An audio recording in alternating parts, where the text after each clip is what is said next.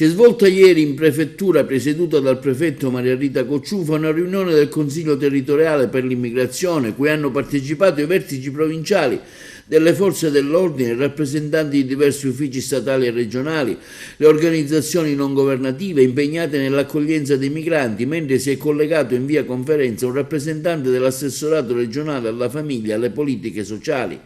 L'incontro ha costituito un'occasione per l'insediamento dell'organismo nella nuova composizione aggiornata, al fine di fare il punto sulla situazione, sulle problematiche più avvertite dagli immigrati presenti in questo territorio nostro provinciale. Su proposta del prefetto si è convenuto quindi di suddividere il lavoro del Consiglio territoriale in diversi tavoli tematici, tra cui assumerà particolare rilevanza il tavolo sulla vulnerabilità, attesa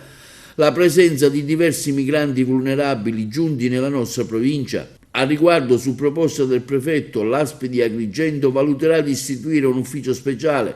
dedicato alle problematiche sanitarie dei migranti e al supporto psicologico delle persone vulnerabili.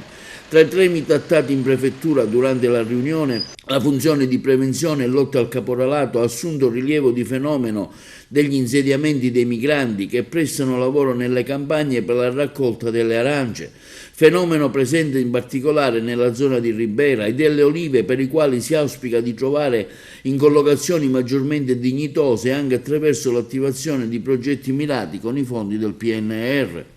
Particolare attenzione è stata prestata agli interventi dei partecipanti, che hanno consentito di acquisire informazioni, spunti ed elementi utili al fine di orientare l'attività della prefettura per il superamento delle attuali criticità, di concerto e in sinergia con le altre istituzioni interessate.